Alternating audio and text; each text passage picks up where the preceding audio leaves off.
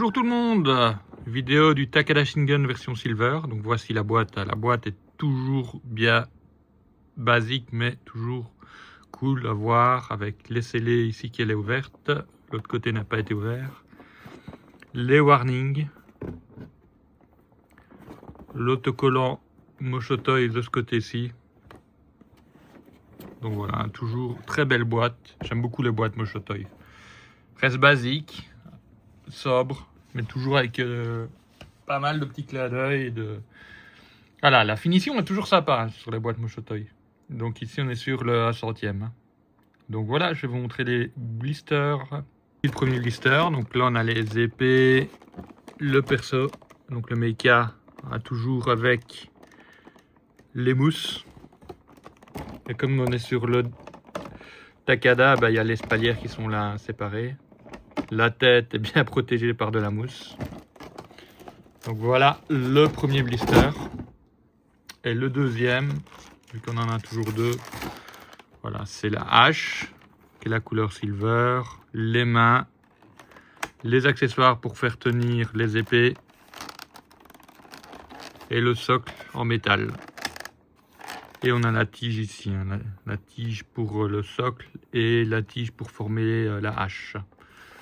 Voilà pour le deuxième.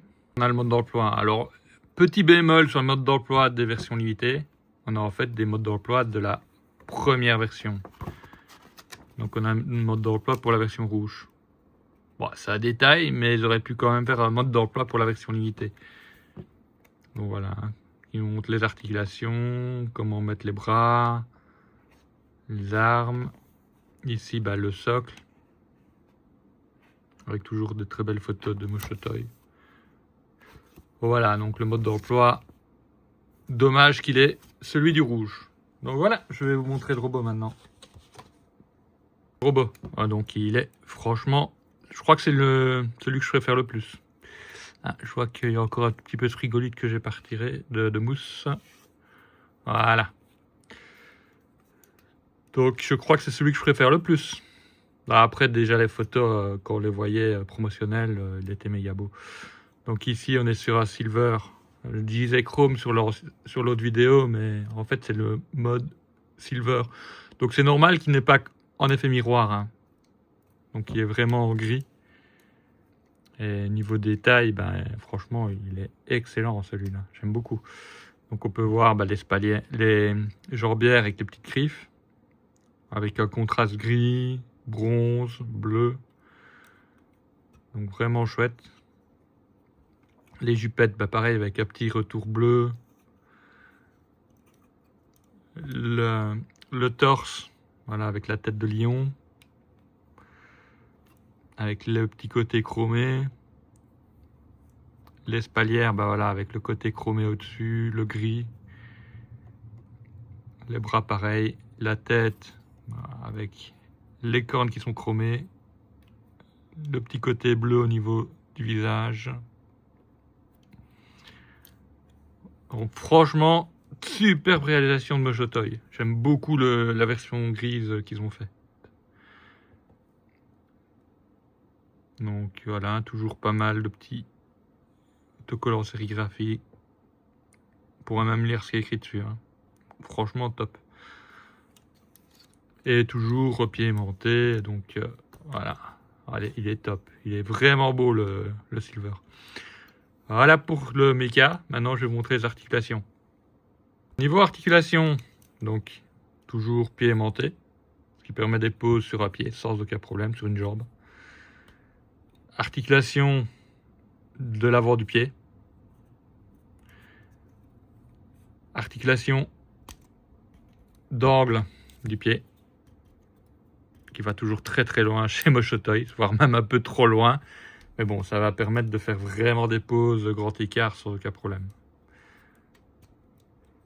Alors, comme les autres, on a la petite pièce ici qui permet de monter et descendre, qui permet en fait d'aller plus loin dans l'angle du pied.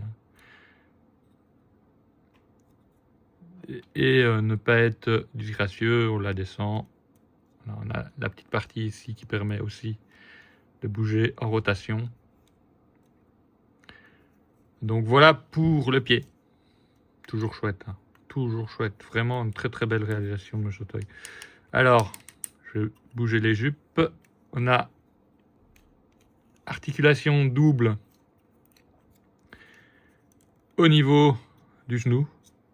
Donc toujours avec cette pièce-ci qui bouge. Voilà, on peut voir qu'il y a une partie qui se déploie quand même, hein, quand on ferme.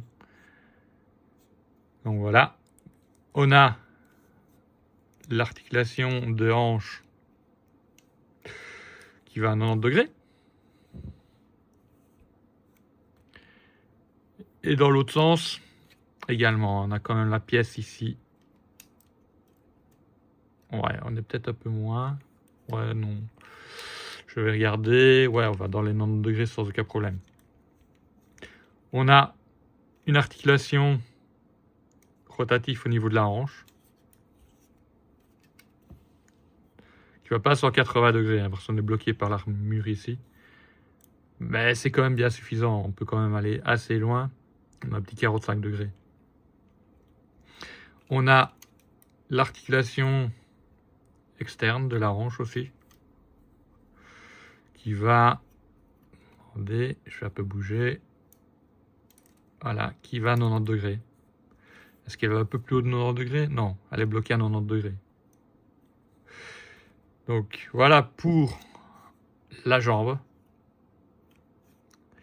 Alors on a les jupettes. Comme je l'ai montré ici, on peut les décaler. Donc on est sur un Bodjan. Hein. On est sur un Bodjan et c'est attaché par deux petits pegs. Donc ici, ben voilà, ça permet d'aller à 180 voire plus. On a la jupette devant. Je fais gaffe. Qui est sur une main de Lego ici. J'arrive pas à la retirer. Oh, elle est dure, mais voilà, on est sur une main de Lego. Et on a les deux petites jupes devant qui peuvent bouger, qui sont sur un Bodjan. Hein, donc on peut aller gauche-droite, au bas. Donc on a aussi l'équivalent de devant-derrière. Donc toujours la jupette derrière sur Bodjan. Et on a la main de Lego ici devant. Voilà. Là j'arrive. Voilà. On voit la main de Lego. Donc qui permet des poses plus dynamiques. Toujours chouette. Franchement, je suis conquis de ce modèle. Il est un peu plus cher que les autres. Il est à 112 $ au lieu de 90 €, 90 $. Je sais plus si j'avais payé en dollars ou en euros. Mais j'étais à 91 $ sur un et 112 $ sur l'autre. Ici, on a toujours l'articulation, la hanche de 45 degrés. J'essaie d'aller plus loin, non, 45 degrés. Après, on est bloqué. On a l'angle gauche-droite, donc on peut basculer la gauche-droite du torse. Est-ce qu'on a l'ab crunch comme les autres? Oui. Qui peut aller, à mon avis, un peu plus loin si on descend ici. Allez, j'arrive à descendre et donc on peut aller, voilà, on peut aller plus loin. On est loin hein, quand même là pour un ab crunch. Hop, je vais. Oh, il faut faire gaffe, ça c'est assez dur. Voilà, une fois qu'il a mis. Est-ce qu'on a l'autre côté? Alors, oh, ouais, non, on n'a pas. Donc on a juste l'ab crunch. Les mains, Bodjan. Toujours Bodjan, donc ça c'est sa page. Je préfère ça que les mains de Lego. Coude, double articulation qui va encore très loin. Toujours squelette en métal. Hein. Donc ici on est en métal, les genoux c'est en métal, l'articulation des pieds c'est en métal. On a le pivot du biceps, toujours la rotation du biceps à 360 degrés. Alors ici, on n'a pas d'articulation de poignet, hein, mais comme tous les 1/100e. On a toujours cette articulation papillon qui va assez loin. Donc on est toujours sur un L1. Regardez.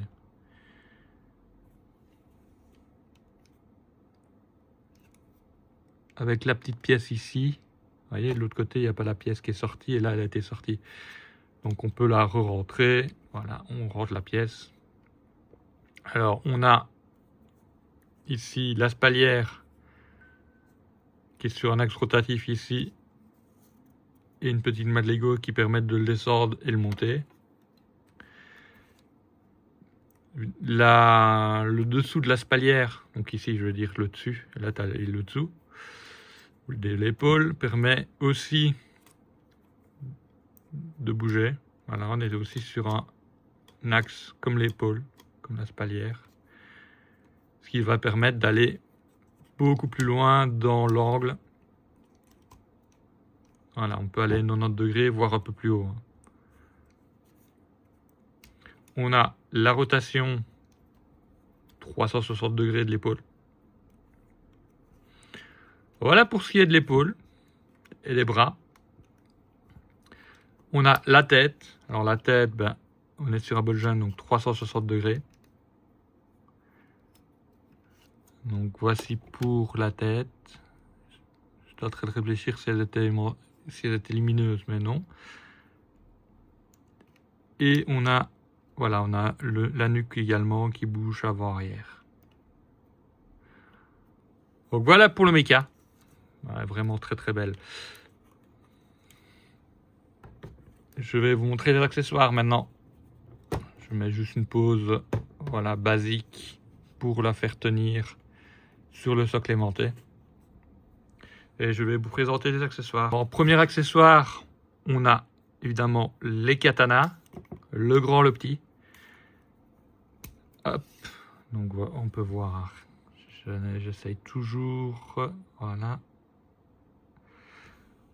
Donc le katana, toujours très chouette. Toujours en plastique, hein. Il n'y a pas de métal dans les katanas, hein, ici. Voilà, le manche. Alors le manche, ici, il est noir et le pommeau est noir aussi. La garde est noire. Donc voilà. Le katana, j'aurais voulu une autre couleur ici, hein. On aurait mis du silver. Vous voyez, moi, on aurait mis du silver, ça aurait été bien. Ou du bronze. Mais voilà, c'est un peu dommage que c'est resté noir. Et ceux de base étaient noirs aussi. Ici, ben voilà, là on a le silver sur le fourreau. Et on a la fin du fourreau en noir. Et ça c'était le grand, on a le plus petit. Voilà le plus petit. Même finition, même détail, toujours en noir. Voilà la lame. Alors la lame c'est vraiment super bien réussi avec le côté damas. J'aime beaucoup. Voilà, même si on est sur du plastique, ça donne super bien. Le fourreau, bah, voilà, toujours pareil, silver. Avec les petits retours du bronze. Et elle brille vraiment beaucoup. Pourtant, c'est du plastique, hein, ça. Mais ça a un aspect vraiment brillant comme du métal. Donc voilà pour le premier accessoire. Là, bah, le troisième accessoire. Donc j'ai fait les deux épées, maintenant il y a la hache. Donc la hache, voilà, la lame a le côté bronze. La tige ici est en métal, comme j'ai montré dans les autres. La pointe. Donc ici, bah voilà, il n'y a pas de possibilité de bouger ni rien. Dans les A72e, il y a des possibilités. Mais elle est super bien faite. Et pareil, elle fait la taille du personnage. Donc il y a moyen, de mon avis, de faire une belle pose comme ça, ou avec la hache debout. Je verrai après. Mais voilà l'accessoire, toujours très sympa. Et évidemment, bah, qui dit accessoire dit des mains différentes. Donc voici les mains. Alors ici, toujours sur Bolgen. Ce qui est un peu dommage, comme j'avais montré dans les autres, c'est que la hache est très très lourde. Donc on n'arrivera pas à faire des poses dynamiques avec que la hache dans une seule main. Maintenant, si on les met dans les deux mains, aucun problème. Là, on peut. Ici, je vais faire dans ce sens-là. Donc voilà la main pour. Alors ça, c'est des mains pour tenir le fusil, le dessus du fusil. Ici, ben, on a les mains épée, les mains pour la hache, main ouverte, qui est ici, et de nouveau main ouverte. On n'a pas de main. Bah oui, le Takada Shingen n'a pas d'arme à distance, donc ils ne mettent pas les mains pour le fusil. Donc ici, on a juste les mains épée. Et pareil, hein, on est sur un silver, donc un gris brillant, qui donne vraiment bien. Et cette petite tige-là, en plastique, là où il y a les mains, permet d'être fixée à la tige du socle. Donc ça permet d'avoir les mains à portée si on veut. On a bien sûr le socle. Alors le socle, toujours métal. Voilà. Regarde. Si, tiens. Voilà. Donc on a toujours le socle en métal. Donc moi j'adore Moshotoy pour ça. Hein. C'est rare. Zen9 Collectible, je crois qu'ils font aussi des socles en métal. Avec des pieds en métal. Mais voilà, c'est quand même assez rare. Donc autant le préciser. Donc on a la petite tige qui va sur le socle. Avec le petit accessoire qui permet de fixer le robot à hauteur. Ou le rôle plus stable, on n'est pas obligé de le mettre en hauteur. Voilà, on visse ici, comme ça, ça permet de fixer. Alors, voilà, comme j'ai déjà dit, je préfère vraiment la tige du Wukong qui est flexible. Ici, on a une tige en métal. Alors oui, c'est des anciens modèles, donc maintenant, à mon avis, ils ont changé la façon de faire. On peut toujours, voilà, ici, on a le trou qui permet d'aller dans la pièce ici. Hop, évidemment. Alors,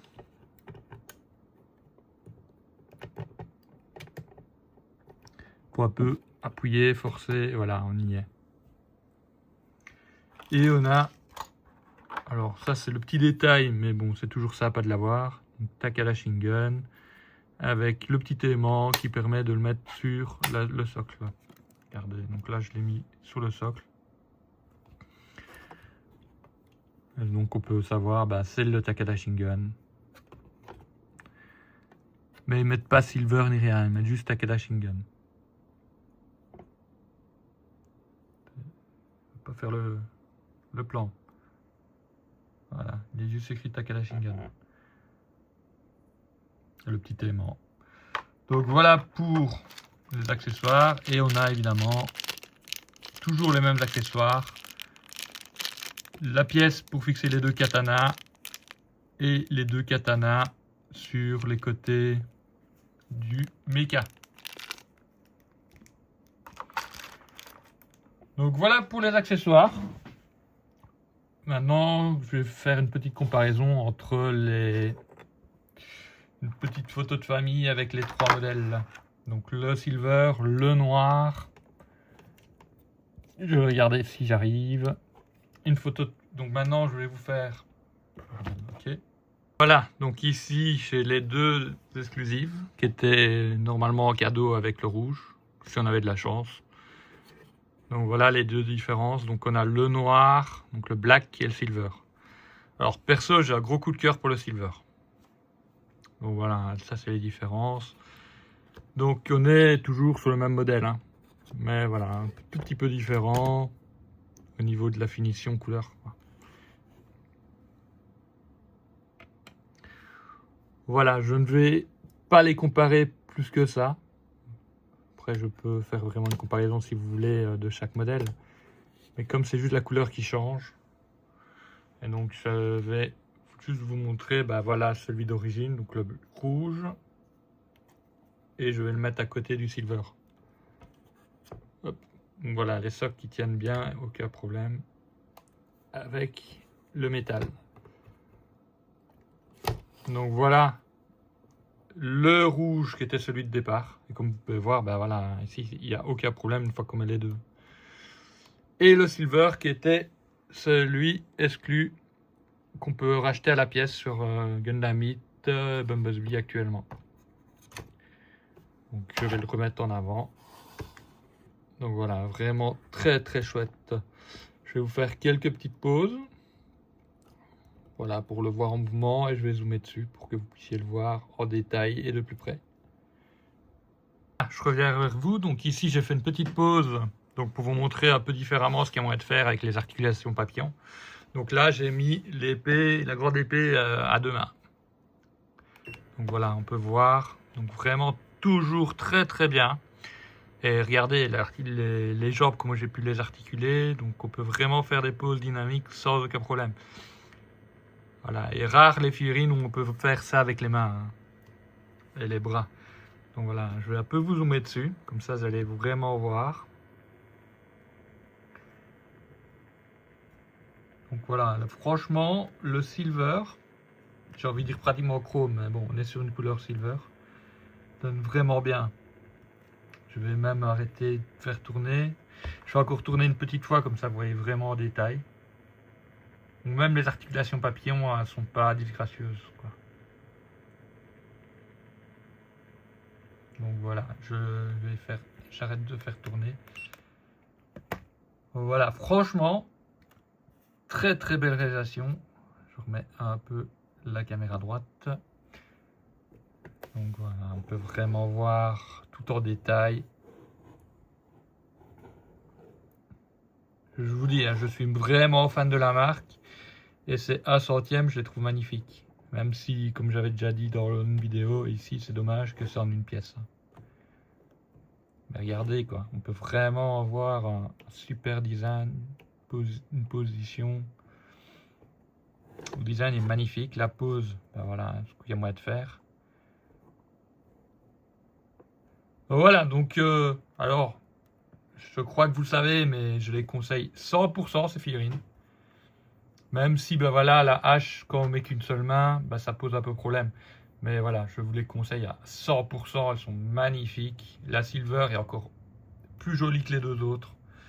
Donc si je dois vous en conseiller une sur les trois, c'est la silver. Elle est un petit peu plus chère, mais vous ne serez pas déçus.